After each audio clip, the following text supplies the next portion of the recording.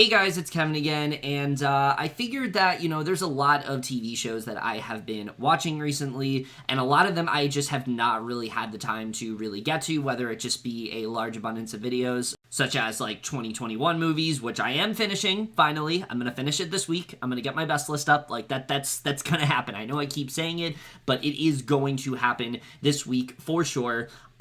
Whether it's that, whether it be a bunch of other things that I've been watching with my girlfriend, our podcasts that we do for reality shows and things like that. I've kept pushing back a lot of reviews, and since then there have been quite a few TV shows that I have been watching now.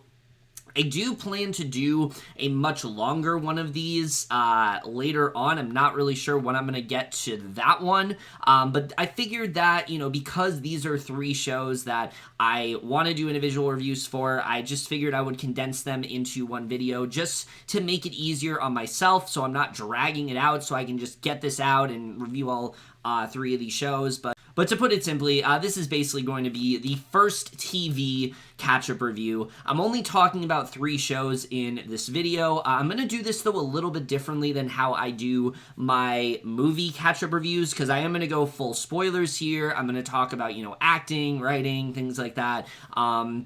And because I'm only talking about three shows, I probably will discuss these shows a little bit more than if I was reviewing more overall, but we're just going to get into right now. I'm very excited to talk about all three of these shows.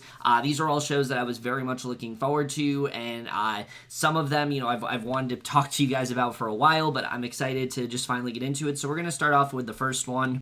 Alright, so the first one, I think, is probably the one that is, in the biggest demand out of all of them. This is probably the show that people want me to talk about the most out of the three, and that is, of course, the first season of Yellowjackets. And if you don't know what this show is about, basically we are focusing on a bunch of women. They used to be on this soccer team in high school known as the Yellowjackets, and everything was going great until one day when they were going on this trip. They actually ended up in this very severe plane crash and got stranded on this island for however many years, and basically now we simultaneously follow them on the island and their slow descent into madness, as well as flash forward to the present day and really see the very visceral effects that this has had on all of them. And I was very excited for this show.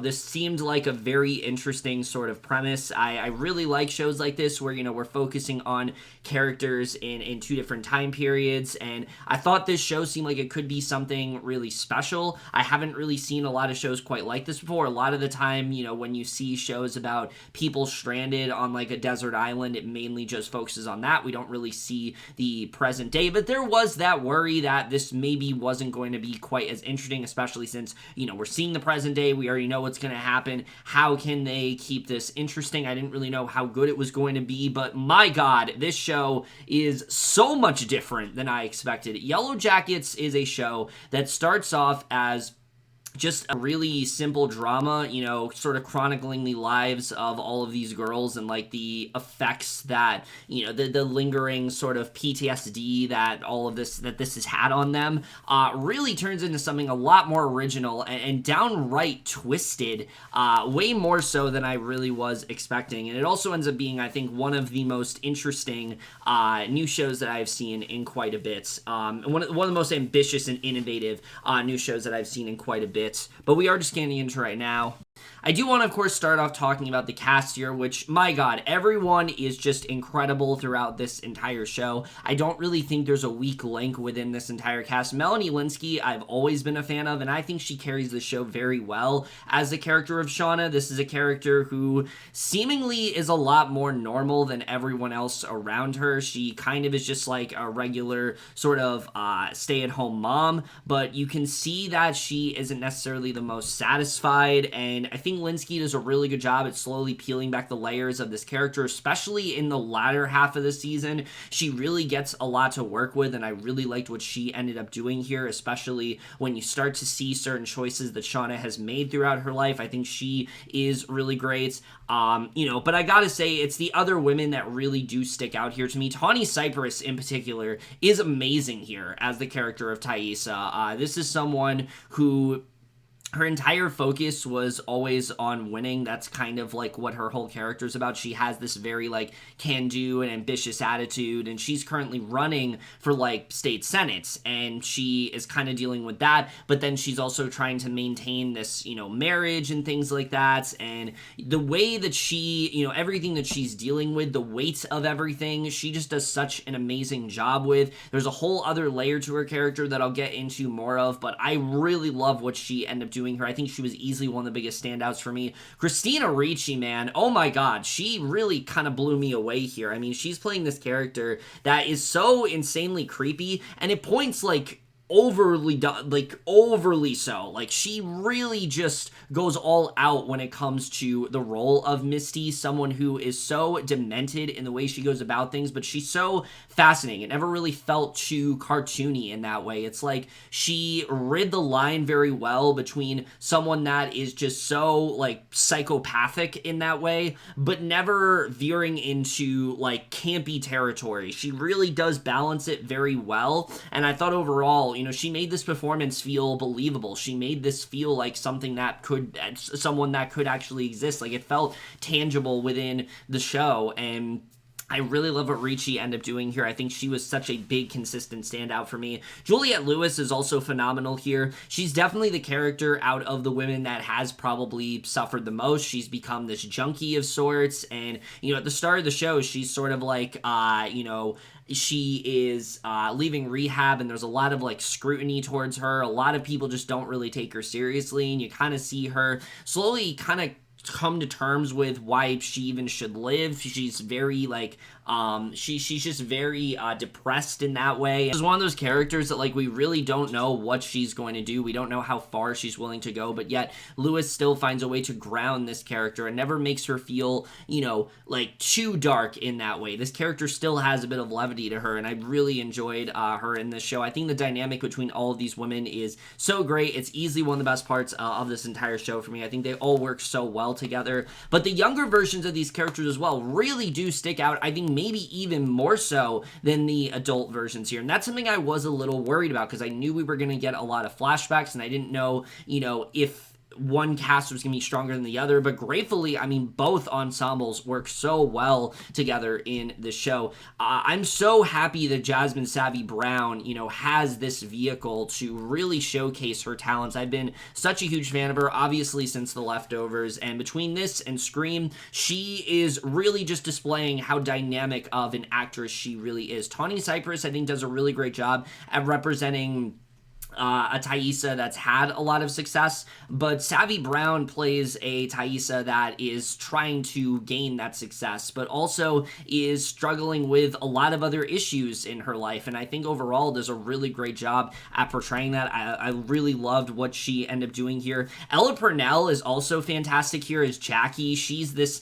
very mysterious character, team captain of the Yellowjackets team. We don't really know what's happened to her within the present day, and I thought that Purnell was someone I very much did feel drawn to throughout this entire show. She kind of starts off as like just the mean girl, but she finds a way to actually add a lot of sympathy to this role, which I wasn't really expecting for them to go in that direction with her, but she really does a great job throughout this entire season, and I think it's, again, a lot of it is due to Purnell's performance here. I really love what she ended up doing. Sophie Thatcher was also a big standout for me as the younger version of Natalie. I thought she was really great in this show, but I gotta say, Sammi Hanratty might just be the standout out of all of the younger actors, because I think she has like the toughest job out of everyone. She has to play a character that seemingly is very innocent, someone that you actually feel a lot for. And Sammi Hanratty as an actress, she's just very likable in that way. She's someone you naturally gravitate towards, but at the same time, she's playing a character like Misty, who is very fucked up in the ways that she goes about things. She has a very, warped mind, and there's a lot of acts that she commits in this show, and, I think a lesser actor, it could come across as very phony. It wouldn't feel like this is something this character would do, but Hanratty makes it work, and I loved what she ended up doing here. I think this is probably the finest work I've seen from her yet. I love what she ended up doing in this show, but really, everyone really does kill pilot. Stephen Krueger and Warren Kole, I think, are also really big standouts here. Liv Hewen as well. They were amazing. I really loved their character of Van in this show. I thought they were a big standout. I mean, just easily one of the best ensembles I've seen in a show in a while. I think everyone just works so well together. They really just did a great job at finding the best possible actors to play these roles, and I really just found myself really just kind of loving everyone here and really just finding myself so fascinated by the ensemble. It's one of those shows where, like, the more it went on, the more impressed I really was by everyone. I think every episode, did such a great job at exploring a different facet of these characters, and it really is thanks to these actors for making that work as well as it did. I think there's a lot of challenging material that these actors have to execute and have to showcase, but they really do go for it, and it makes for, I think, one of the best ensembles I've seen in a show in quite a bit. All right, but now I really do want to get into the directing, which this is where we're going to get into the spoilers for this show. The thing that really surprised me, I think, when it really does come down to Yellowjackets, is just the way that this show is directed, because it starts off, and like I said, it's a pretty straightforward drama. We're following these characters, in their adult lives, and we're seeing the trauma that this has endured on them, those scars that never have really gone away. Understandably, this was a life-changing event, and it's something that has changed them, most of them for the worse, but also for the better in some ways, and we really do see the effect that this has had on all of these characters, and I thought that was something that was really well done. It felt natural, you really find yourself latching onto what's going on. But what really surprised me about this show is that halfway through the season, the more the season goes on, I would say as early as like episode 2, it starts to show very subtle signs of something else. And of course, getting the spoilers here,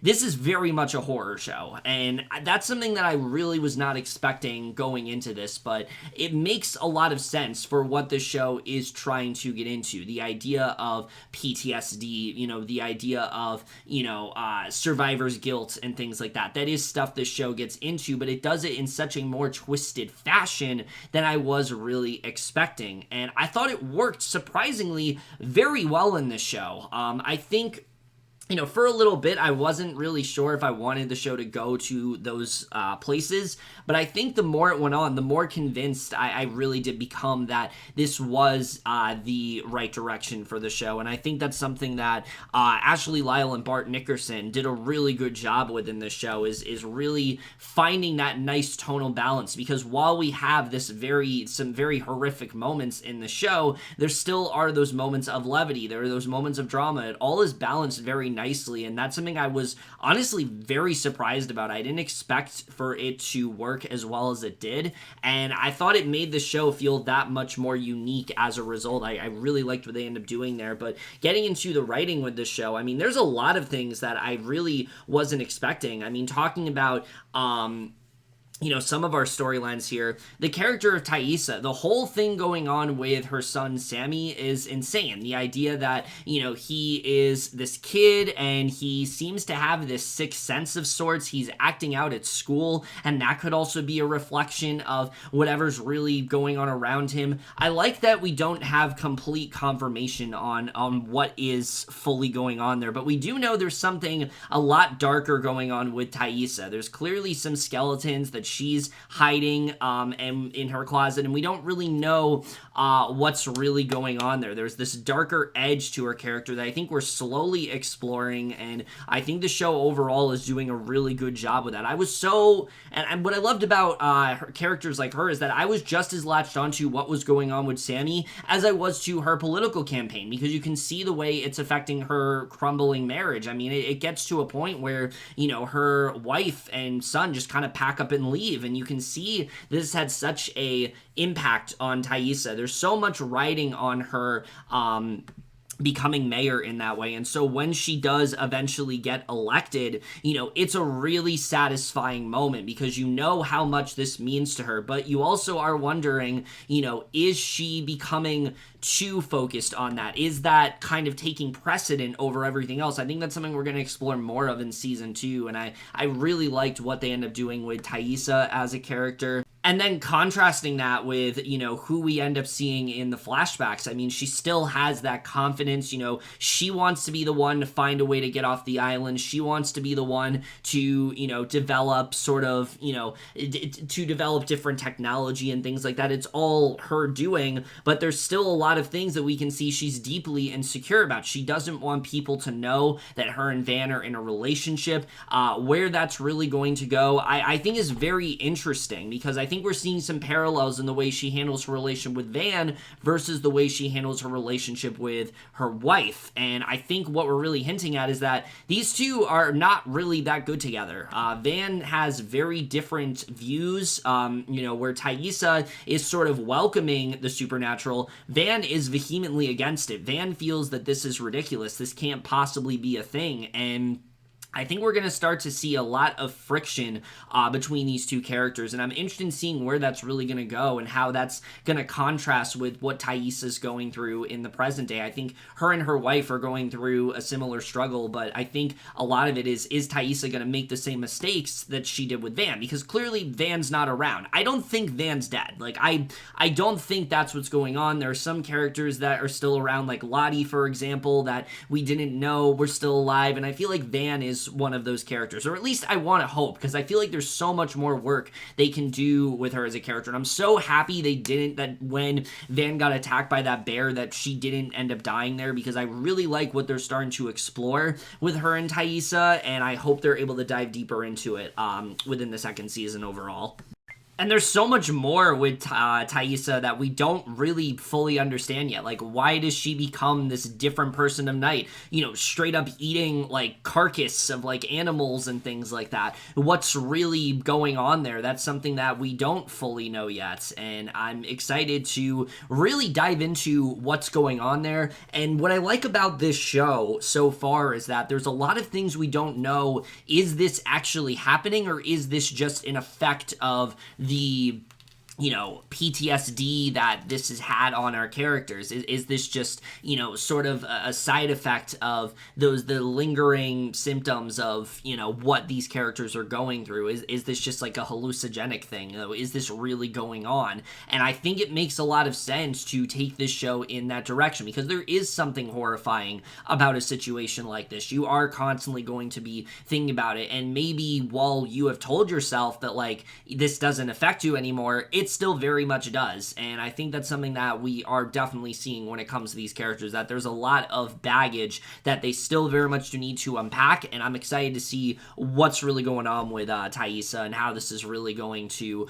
affect her moving forward and what's really going on there. I think that's going to be a very interesting story. But I gotta say, the character I found myself gravitating towards the most was actually the combined effort of Natalie and Misty. I really love their dynamic a lot, and it's mainly because these are two characters I was the most interested in. With Natalie, I really like what they do with her character, where we start off and she's this burnout. Like I said, not a lot of people really seem to like her. She has this really bad reputation. It's just kind of like the girl that's, turned to drugs and things like that. And we can see throughout the season, yes, she is suffering the effects of withdrawal, but there's a past that really does connect you to her character. And when it's eventually revealed that she accidentally caused the death of her father because the gun ended up going off in that way. She thought the safety was on, it wasn't off, and the gun ended up going off, and you can see why this is such a tough subject for her. It really does attach you to Natalie as a character. You understand a lot of what she is going through, why she has turned to drugs, why that has affected her so much. I thought all of that was so well handled, but then finding her relation with Travis, there's really this more tragic sort of feel to it. And actually, I was worried that the present day would make the flashbacks feel a lot less interesting because we know what's going to happen.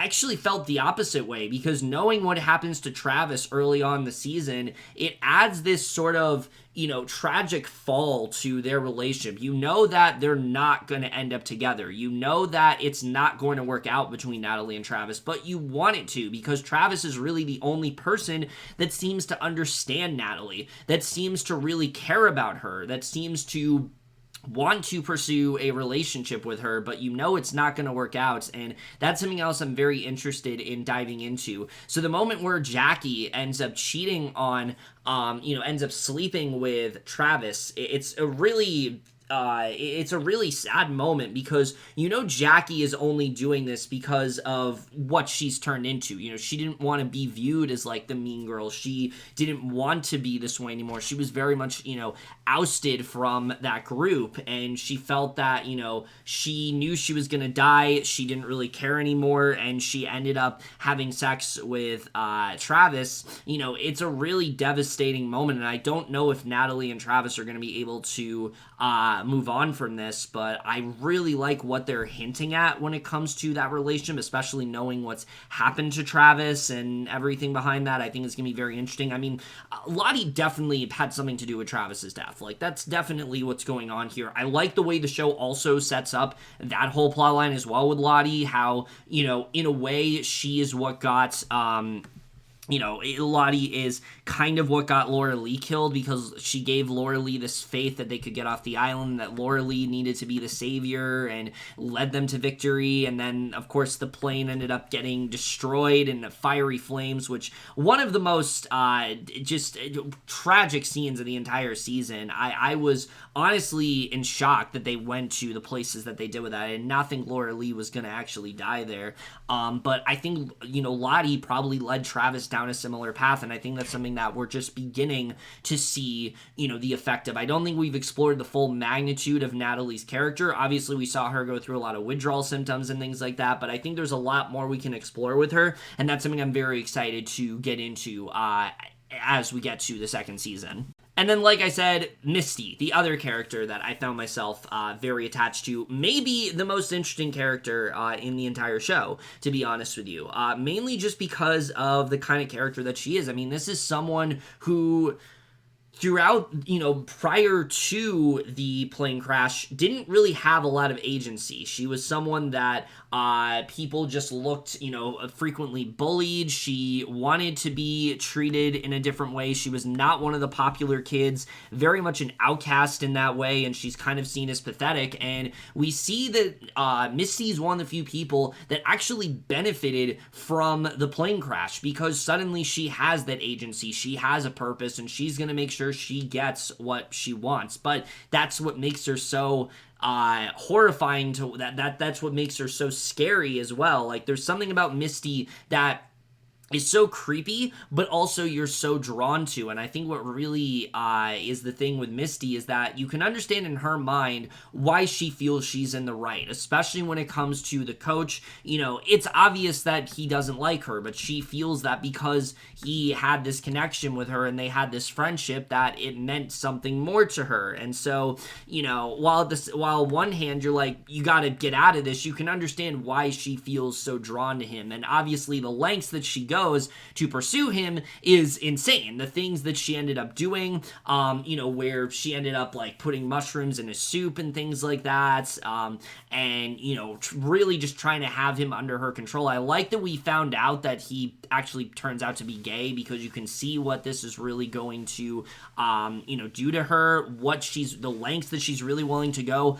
I'm horrified about, to be honest with you. But what I also really like about Misty is that while she may be very demented, while she straight up may just be this, like, not serial killer or things like that, but she is a psychopathic character, who's masking as this nurse, but is doing far more nefarious things behind the scenes, we see that she still is actually a really great friend to all the other women in the show.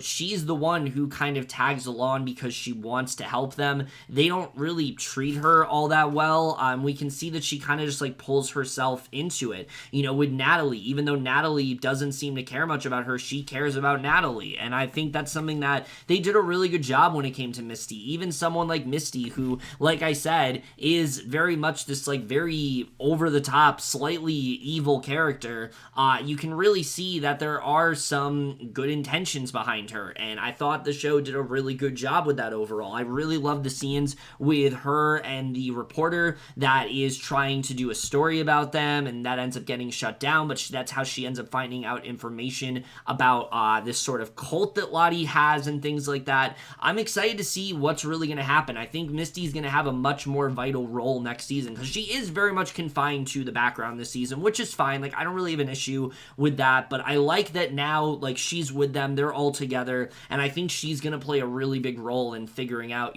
what's really going on here. So as you can tell, I've covered basically all the major storylines except for Jackie and Shauna, and the main reason is up until a certain point, this was the least interesting thing going on the show for me. Not Jackie and Shauna, I will say. That part of the show, I think, was actually very interesting. I liked what was going on there when it came to this friendship where these two were practically tied at the hip. They were best friends. It seemed like there was, like, no issues in their relationship. And then, apparently, Shauna slept with Jackie's boyfriend, who, of course, is now her husband, Jeff. She eventually finds out that she is pregnant. She tells Jackie that it's, Jeff's cousin at first, and Jackie doesn't fully believe her. We see Jackie dives a lot deeper than she should, finding Shauna's diary, and, seeing how that friendship slowly crumbled is actually very sad to watch, because while I think Jackie starts off as a character that is kind of unlikable, she, is just kind of queen bee. She's someone that everyone sees as, like, the leader. Everyone sort of just, like, bows down to her. I like that throughout this season, she slowly gets that stripped away from her to the point where she really is the only person in the show that isn't meant to survive in the wilderness. That's her entire character, is that this is not someone that is meant to go through something like this. She doesn't have that skill set. She doesn't have that mind to really, like, survive through everything, and so she's just kind of waiting to die throughout a lot of this season, but she's desperate to reclaim that power. It's been taken away from her, and you can see that she's desperate to get it back, and the way everyone ends up turning on her, I actually felt really bad, because you get the sense that Jackie has never really felt this kind of betrayal before. She's never really felt this kind of loss, and her relationship with Shauna was a genuine one. There was something healthy about it, and Shauna ended up messing everything up, and where the scene where Jackie is calling all of them out for straight up almost sexually assaulting Travis, which was insane to me that they ended up going to that level, which, by the way, that episode, easily the best episode of the entire show. The whole sequence where they are, just so high off their asses that they think that Travis is like an animal, and and they start chasing him down. I mean, it was honestly horrifying to watch. I was just so tense during that entire sequence, but I really love what they ended up doing with Jackie as a character, where now she's kind of going through, we don't know through a lot of this season what has actually happened to her, but it turns out that, unfortunately, Jackie did die in the woods. They basically kicked her out, told her to sleep outside. They didn't realize how bad the snow was really going to be. I thought that there was a way that she could potentially survive it, but once we had that dream sequence where everyone's accepting her, you could tell that there was something just artificial about it, and turns out Jackie did in fact freeze to death. And I think what we do eventually get to see with Sean is that this is like the one biggest regret she does have. She wishes that she could have done things differently with Jackie. She wishes that Jackie could have survived. She took Jackie for granted as a friend, and I really like what they ended up doing with that. I thought that was a really good arc, because now the roles have kind of switched, where Shauna is now the one in charge. Shauna is the one that everyone kind of like looks up to. Everyone has this sympathy, for Shauna as a character. And Jackie was kind of just like cast aside, and I don't really know what's going to happen moving forward when it comes to that. Where would they really go from there? And I thought all of that was very interesting. Again, just seeing the crumbling of that friendship that was so genuine in that way, and it kind of like it ruined everything that Jackie was sort of going for. This idyllic life that she wanted was completely stripped away from her. I thought was a really good arc to take this character in, because this is someone that hasn't really felt any real loss, and the way the show starts to honestly kind of make you feel for Jackie in that way, I thought they did a really good job with. The problem for me was Shauna as a character. I'll be honest with you, throughout the first 4 episodes of this season, she was the one character I just didn't really care all that much about. While all these other characters are dealing with very real themes of PTSD and abandonment and things like that, Shauna's entire plotline, at least for the first 4 episodes, is just she has suspicions that Jeff is cheating on her, so she starts to stalk him at work. She eventually runs into this guy Adam and basically cheats on him because she feels that he's also cheating on her, and that's kind of it. And that just did not have the interest for me that the other plot lines did. Shauna's really did feel like the weakest storyline throughout the majority of this, until they started to get deeper into Adam as a character, how he was very suspicious, how there was so little that she really did know about him, but yet she still felt more comfortable with Adam because he made her feel more like herself, whereas Jeff was being very distant. I like how the show really tried to make you think that Jeff is this really shitty guy, and that he's not good for Shauna, and that there's a lot of things that he is lying to her about. But it turns out that's not really the case. Actually, Jeff is a very good husband to Shauna. Jeff stands up for her, in front of Jackie's parents, and talks about that, how good Shauna really is, and how Shauna really did care about Jackie, and how genuine their friendship was. And then when she eventually reveals, what happened with Adam, it turns out that Jeff actually goes along with the entire thing. It turns out, yes, because throughout this entire show, the group feels that they have this blackmailer. They don't know what's going on. And basically, Sean is convinced that Adam was the blackmailer. It turns out he was, in fact, digging into her past and things like that. And he ended up blackmailing, and basically, he was, in fact, digging into her past. He was starting to, dredge up memories that she never told him about. And she just kills him, straight up kills him right there. I was shocked. I did not think they were going to go in this direction with Shauna as a character. But where they're going with her, I mean, I can honestly see Shauna going down this path where we maybe are starting to see an origin story for this serial killer of sorts. I can see them going in that direction with her. The scene with her and Jeff is casually talking about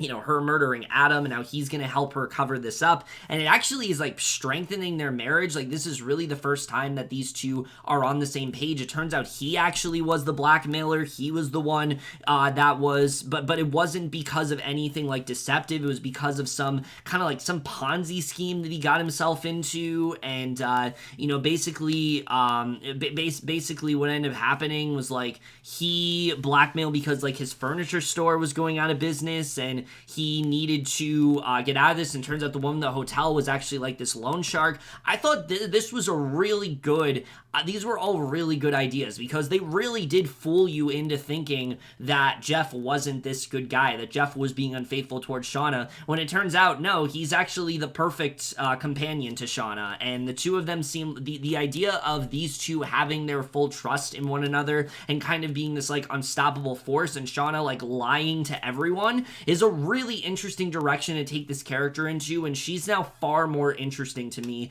than she was in the first 4 episodes of the season. I think it also made Melanie Lynskey really come alive as an actress. The scene especially where she's confronting Adam and he starts to mention, things about her past, and she straight up kills him right then and there, and not really showing a lot of remorse, not really having that much of a reaction towards it. is really great overall. I mean, I did not expect them to go in that direction with Shauna. I expect her to be this, like, squeaky clean character, and that's not at all who she is. She's done a lot of deceptive shit throughout her life, and I think we're only seeing the beginnings of it, and I really do like now that this is our main character. I like that Shauna is someone that isn't the most likable, that makes a lot of flawed decisions, that has this sort of killer, straight up does have a killer instinct, and now seems like she might become the most fucked up character of the entire show. I don't really know where they're headed with her, and I'm very excited for it, especially, again, with the idea that she's, like, straight up lying to everyone, and her and Jeff are on good terms. I like that a lot, and I think that's a really good direction to head in when it comes to season 2. And so, thankfully, I found the flashbacks to be just as compelling as what was going on in the present day, even though we know, the fate of some of these characters. Like, we know Shauna and Thaisa and Natalie and Misty are obviously going to survive. And, well, Lottie, now we know as well, also survives. But it's not really about that. It's more just how they deal with it. How did they get out of this situation? What were the consequences of them eventually getting off that island, and what has really stuck with them since then. There's still a lot that we don't know, and I think the show still finds a way to make both stories so compelling. There was never a point where we'd cut away and I was like, oh, that's not as interesting to me. Like, I found both stories to be just as interesting because there's just as much mystery and intrigue going on in both of them. We don't know how far these characters are going to be willing to go to survive. At points, it seems like almost cannibalistic directions. I would not be surprised if the show does go in that direction at some point with some of what they hint at in this season. And then in the present day, obviously we have all these personal stories going on for these characters, but we also have this compelling mystery going on where there's this blackmailer out there, and the, Travis's death. Was it a suicide? Was it a murder? What's really going on there? So there's still a lot of intrigue happening in both portions, and I think that's very, especially in a show like this, it's a very tall task, and they really did pull it off quite well. But, I mean, one of the things that I was definitely interested in is how are they really going to go beyond this season, and the finale very much showed that there's a lot more that they can do. Obviously, knowing that Lottie is out there with what seems like this really weird sort of cult that's going on. We don't really know what's going on there, but I'm pretty sure that she that the death of Travis was, like, inextricably linked to that in some way. And then Natalie, of course, getting kidnapped. I mean, where is she going? What's really going to happen? We don't really know. Is there going to be ramifications for, Misty poisoning the reporter in the way that she did? We don't know what's going to happen there. Is Shauna and Jeff going to get away with this lie, or are all the women going to start to, like, compare notes and realize that there's just a lot that doesn't really make sense here? And also the flashbacks, like, there's still a lot that we don't know, obviously. Like, how long were they on this island for? How long, are they going to be able to get out of this? What are going to be the effects of Jackie's death, especially? Not just Jackie's death, but Laura Lee's death. I mean, they've seen quite a few people die. Let's not forget, the son of Trevor died. The father of Trevor died as well. Let's not forget about that either. There's obviously we don't know what happened with speaking of the coach, we don't know what's gonna happen there. Is Misty just gonna let him say what he did, or does she have her own sort of darker agenda? So I think they really did a great job at laying the foundation here, really taking you into some very unexpected directions, but never making it feel like shock value. It just felt very natural for the show, and I think especially with this finale, I felt very okay with them heading into a second season. I think there's a lot more that they can explore here. I think we can dive deeper into what's afflicting a lot of these characters, sort of see them wrestling with these arcs, especially for Thaisa. There's so many lingering questions that we have, and I'm very happy that they're going to be able to answer them. I'm happy the show also was able to gain a fan base. This is one of those shows where really shows the benefit of like weekly releases. And I know this is Showtime, obviously, and this is not a streaming service, but like really does show the benefit of that, because this is a show that was able to maintain the conversation. People were able to, to get on it, throughout the season, as opposed to like if they were to drop the entire thing. I will always be a big proponent of that, and this show very much does showcase why. Just in general, this was such a ambitious show for me. It was so much different than I expected. The visuals are incredible here. There's some really great musical choices. I love the intro to the show as well. I didn't know it was an original song, but it really just felt very like 90s in that way. Works very well with the sort of vintage feel they're going for with a lot of the show. I think the pacing was also really well done. Really, my only flaw, I would say, is just like I said, those first 4 episodes when it came to Shauna's plotline, I just didn't really care all that much about, but I think they very much did make up for it the more that went on. So overall, I was a pretty big fan of this season. I think this is a really strong start, and I'm very excited to see where else this show goes. So I'm going to give Yellowjackets Season 1 an A-. Alright, so the next show I will be reviewing is called Wolf Like Me. This is one that I don't think many people have heard of. It's on Peacock. It's basically about center on Josh Gad's character, Gary. He is this single father that's in Australia, and he really is struggling to reconnect with his daughter, Emma, after the death of his wife and her mother. He's really kind of struggling with that. They just don't seem to be on the same page. And one day after an event occurs, he ends up running into the character of Mary, who basically, she herself is this advice columnist, and she's kind of dealing with her own sort of struggles, and they keep meeting up, and she kind of seems like the person that hopefully is going to connect these two back together, but also starts to form a bit of a relationship with her. Meanwhile, Mary seems to have her own secret that is really eating away at her, that could potentially doom all of them. So this show I was actually quite interested in, mainly just because of how secretive it was. I really wanted to go into this not really knowing much at all. I kept hearing everyone saying, like, this is a show you need to know as little as possible, so that's exactly what I did. I didn't watch any trailers. I didn't look at any plot synopsis aside from what I just told you. I really tried to stay as, I really tried to go into the show as cold as possible. I just knew that Isla Fisher and Josh Gad were in there, and that was really enough for me. And also the fact that Abe Forsythe, the director of Little Monsters, was involved. That was the other reason I was very excited, because you guys know how much I really love that movie. I think it's a very overlooked movie from 2019. It's a film that really is taking like a zombie apocalypse, but finding a way to do something a lot more creative and lighthearted with it. And I was excited to see what approach he was really going to bring to this show, if he was able to carry it over. I didn't really know what else this was going to be. And overall, I do think Wolf Like Me does succeed, but I do think it's a little too brief than I really would have wanted it to be, and I'll get into what I really do mean by that, but we are going to get into, but I do want to start off talking about the cast here. Josh Gad and Isla Fisher are both fantastic in this show. They really are the thing that keep you watching throughout this entire thing. The two of them just have such great chemistry. Josh Gad in particular is amazing here. I've really never seen him this good before. I think this is easily one of his best performances.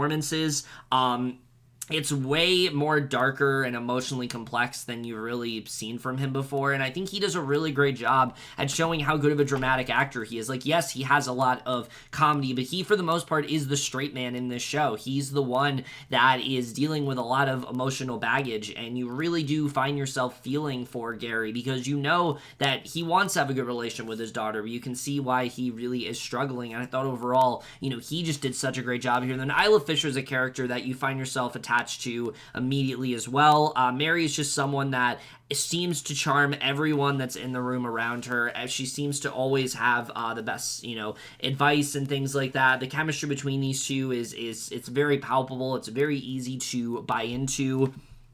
But Ariel Donoghue, I think, is also getting very overlooked in this show. I have not heard many people talk about her, and I think she gives a really strong child performance here. Yes, Emma is someone that is very closed off. At points, she can be kind of annoying just because of just how little interest she has in, like, really connecting with her dad. But I think overall, she does a really great job at playing this girl that, this little girl that is very broken in many ways. And you start to see throughout the shows, she starts to become become a lot more whole again, and I just really liked what she ended up doing here. I think she was a really big standout for me. Really, this entire cast, I think everyone really did a great job overall.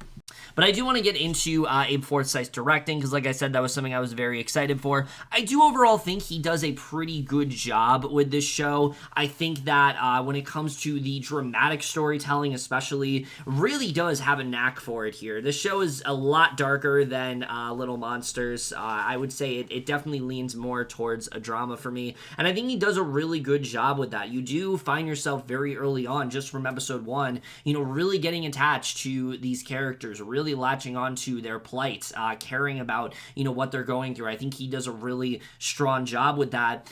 The issue for me, unfortunately, is the comedy I don't think is quite as strong this time around. It's because it's a lot more subtle and honestly kind of dry at points. Like, there are some really funny moments throughout the show, don't get me wrong, but a lot of the humor just fell very flat, and at points I honestly found it to be kind of out of place. I think if there was a little less in this show, I think I liked the show a little bit more than I really did, and I think that's something that unfortunately was pretty consistent, is that there were moments where I laughed, don't get me wrong, but there were just as many moments per episode where I wasn't really laughing, or that joke wasn't really landing for me, or I just didn't really find it to really feel like it fits in the general, in what was really going on. It just felt a bit out of place to me. I don't think the comedy worked quite as well as it did in Little Monsters, which was surprising to me because it worked like gangbusters in that movie. But here, it just fell kind of flat, and I think what I chalk it up to is Forsythe he is someone that is naturally comedic, and he didn't really know how to sort of tone that down in this show, and I think he could have done a better job with that. I think that's something that does hinder the show quite a bit for me, and I think that's something that does kind of bring it down. I do want to get into the writing here, though, which, with doing that, we got to get into spoilers. Because, like I said, this show, very hard to talk about without getting into spoilers, so we're just going to get into it. The opening of the show really threw me for a loop. Like I said, I knew very little going into it, and I did not know that this show was going to start off with, this massive car crash. I legitimately thought that Emma was going to die, and I was ready for that to happen. And I'm glad the show did not go in that direction, because this is really kind of like the incident that sort of brings these two closer together. You see how concerned Gary is with how Emma is acting out at school and things like that, and the scene, especially in episode 2, where she's going through, I believe it was she goes through a suicide attempt and he's comforting her. One of the most effective scenes in the entire show. I thought they did such a great job with that, and seeing their bond sort of strengthening throughout the season, was something that I really did enjoy quite a bit. By the end of the season, these two really are on better terms, and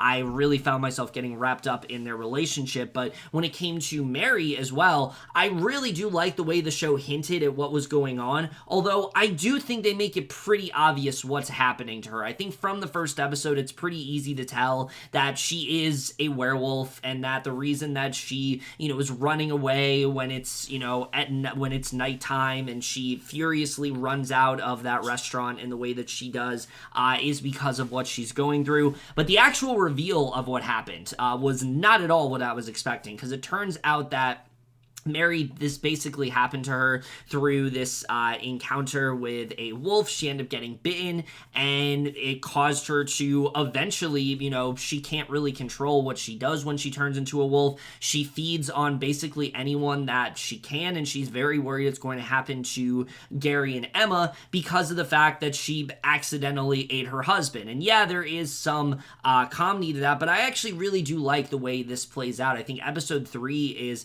probably the standout episode of the entire show for me, because it's really where do we go from here, knowing this secret now that Gary knows everything. What is the consequences of what Mary's going to have to deal with here. I thought overall that whole plot line was very interesting. The actual reveal of what's happening, And the fact that, like, you know, the reason she can't listen to Queen of the Stone Age is because that's the concert that she went to with her husband, you know, when she ended up eating, before she ended up consuming him, I thought was a really nice little twist. The problem is, for me, it comes a little too early into the show. I actually think they should have dragged it out a bit more, and maybe we get it in, like, the penultimate episode, because the last 3 episodes of the show just feel a bit lost to me. There's a lot of time that passes in these 3 episodes, and one, it's very hard to tell where we really are, what's been happening, you know,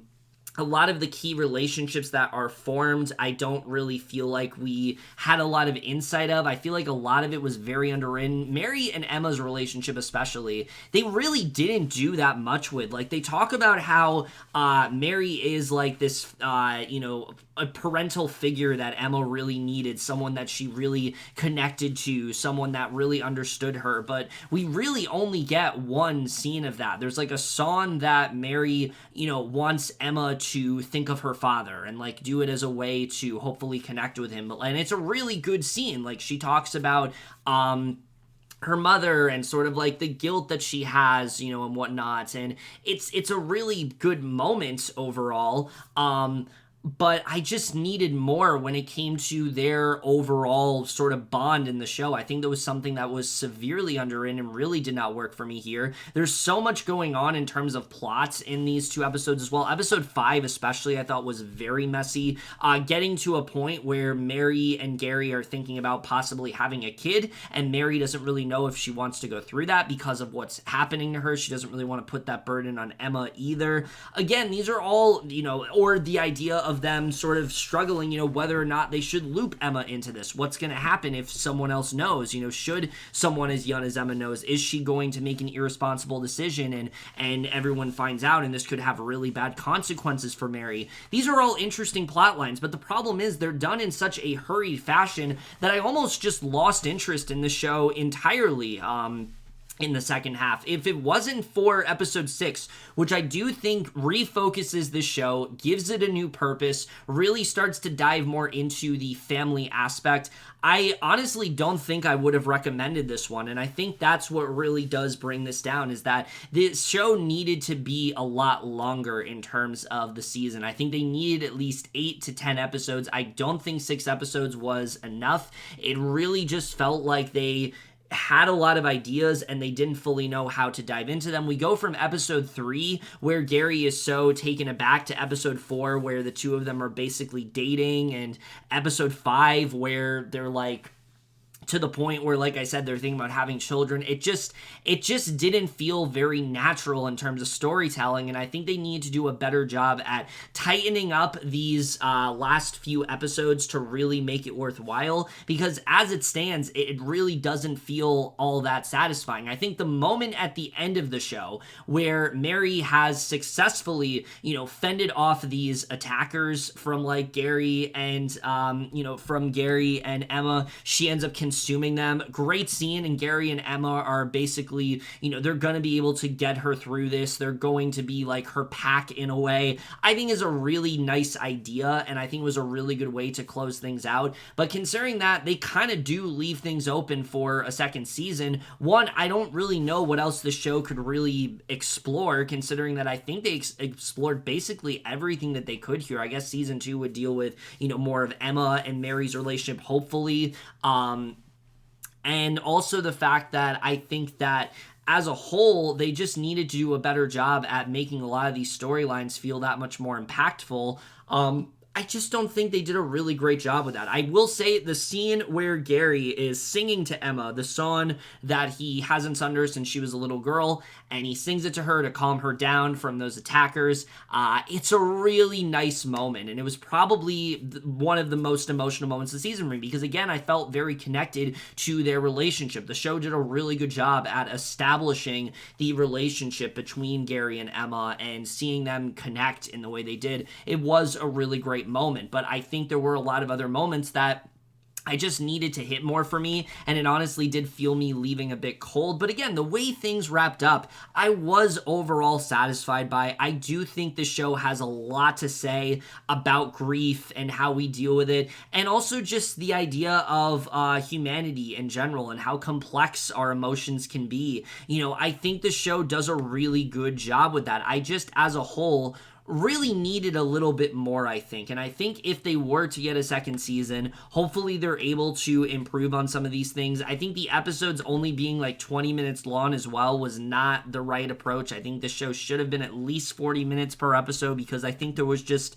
a lot they're going through that I just didn't, again, feel like they got to dive as deep into as they really wanted. I think the premise itself, I like that we were left in the dark, but once we realize what's going on, I think that they needed to do a better job with keeping you invested. I think that, again, the show would have benefited more from 2-3 episodes to really sort of like refocus its purpose and things like that. And like I said, the comedy not really hitting in the way that it did. There are quite a few issues I have with the show, but what really does keep me saying I overall recommend it is, again, those great performances from Isla Fisher, from Josh Gad, how connected I did feel towards Gary and Mary. I thought their relationship overall, was pretty well done. I think that the ending of the show sticks the landing. I enjoyed the character of Emma. I like seeing the storylines of Gary and Emma trying to reconnect. I just wish that it had been a little bit more satisfying of a journey. I think it sticks the landing, but I think the journey itself just felt a little bit more rocky, and I wish its purpose was a little bit more defined than it really was. But overall, I do think that this was satisfying. I do think the show is one I can overall recommend. It's just one I wanted a little bit more from, and I do think it comes short in some aspects, but as a whole, this is a very different show than I think what you're going to be expecting going into it, especially in terms of like horror type storytelling. This is distinctly different, and that's something I will always respect about Abe Forsythe, that he is very unconventional with the way he tells these kind of stories. I love the idea that he takes, popular monsters from like horror movies and finds all these sort of like, sort of human metaphors to them. I think is a really nice approach, and I'm excited to see more of what he does in his career. It just at points felt a bit aimless to me, especially episodes 4 and 5. I just had a very hard time really figuring out where we were going. And like I said, I think episode 6 did a really good job of really making it a lot more worthwhile. It's just there are quite a few story elements I wish were dived into a bit more. But at the end of the day, I still can recommend this show. I think the chemistry between the two actors are very strong. The character of Emma is one I really did like as well. And overall, I think there are a lot of things that work here. I think I would cautiously recommend this one, so I'm going to give it a B-. Alright, and the last show I will be reviewing is The Woman in the House Across the Street from The Girl in the Window, which is the biggest mouthful of a title I think we will ever hear. And I don't think I need to get into the plot of this show too much. It's basically a satirization of a lot of those, sort of psychological type thrillers centered around middle-aged women, whether it be Women in the Window, Girl on the Train, and the like. And this is, we follow this character, Anna. She is still coping with the death of her daughter, and one day she starts to see things from her window, and of course the big question is whether or not this is real or if she's just had too much to drink. And this was a show I was very excited for.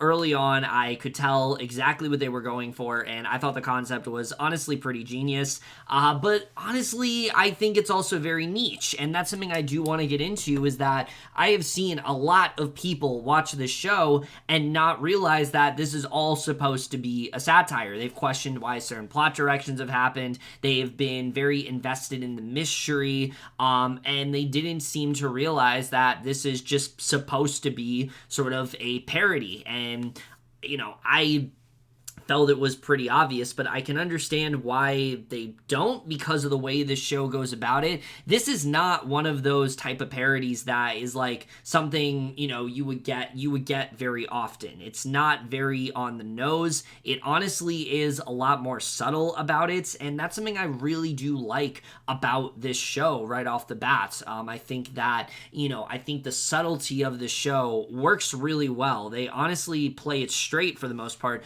especially especially Kristen Bell. She fully commits to this character. Not only does a really great job of playing this character of Anna, but also really showing her comedic chops as an actress. I really loved her here, and I think her performance is so good in the show.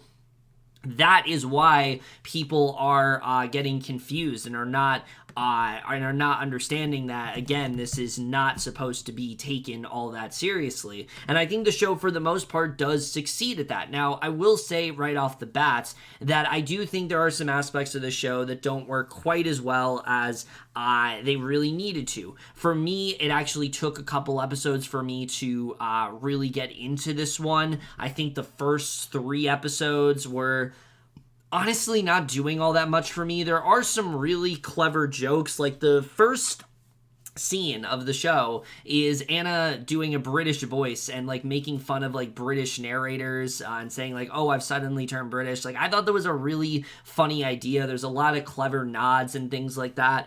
But I think as the show goes on, and they start to lean more into the mystery and really start to get more into the comedic aspects of the show, I think the show becomes a lot better overall, and it really did become something really special to me. I really did find myself won over by the show by the end of it. I think the other thing that really does work very well in the show is the rest of the cast. Besides Kristen Bell, everyone does a really great job. Tom Riley, Mary Holland, Shelley, Hennig, Michael Ealy, hell, even Yellowjackets are all fantastic here. All of them do a really great job of playing these roles. I don't really feel like there was a weak link in this show overall.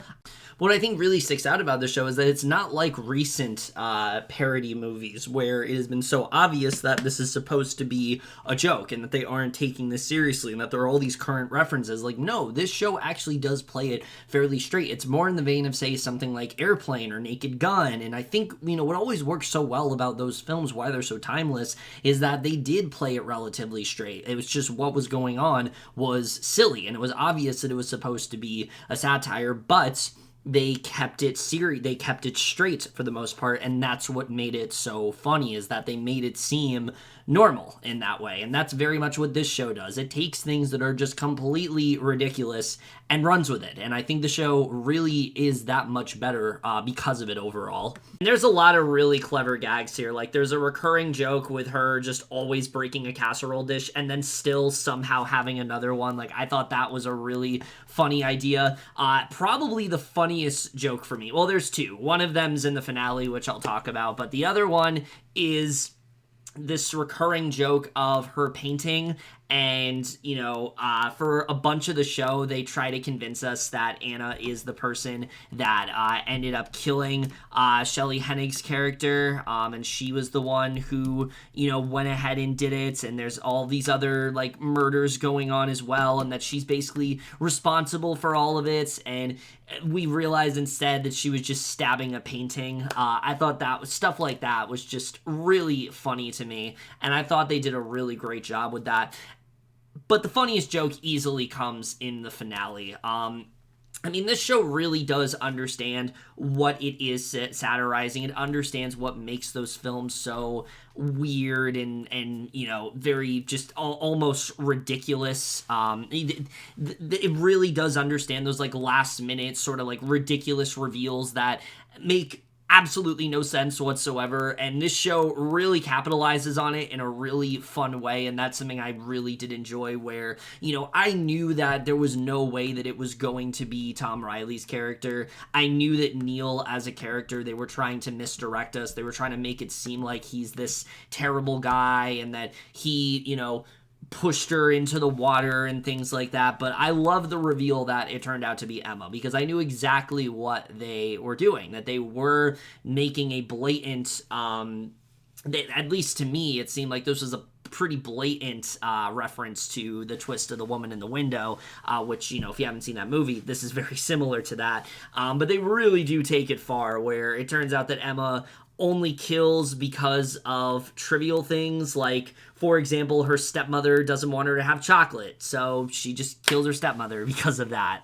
Or her father, she didn't really want to have other siblings, so she killed her stepmother because of that, and things like that. I thought those reasonings, were completely ridiculous, but made a lot of sense because, again, it is trying to, really settle you into this mood. And again, the fact that they play it relatively straight, I think works that much better. I love seeing Kristen Bell go toe-to-toe with a literal child. I thought it was just such a silly moment, but it really did work in the end, and I thought it really did make up for, like I said, the first 3 episodes, which did kind of just drag out for me. But I think the more it went on, the more intriguing it did really become. The mystery itself, also, I actually really did find myself getting attached to. I thought they did a pretty good job in keeping this interesting, and I liked what they overall ended up doing here. I think the only thing that brings the show down, aside from those first couple episodes, is that I felt that the mystery dragged out a little bit too much, and there was just also a little bit too much going on. Like, we have Shelley Hennig's character and her getting killed, and then, oh, she didn't get killed, she just changed her name, and then, oh, she did actually get killed,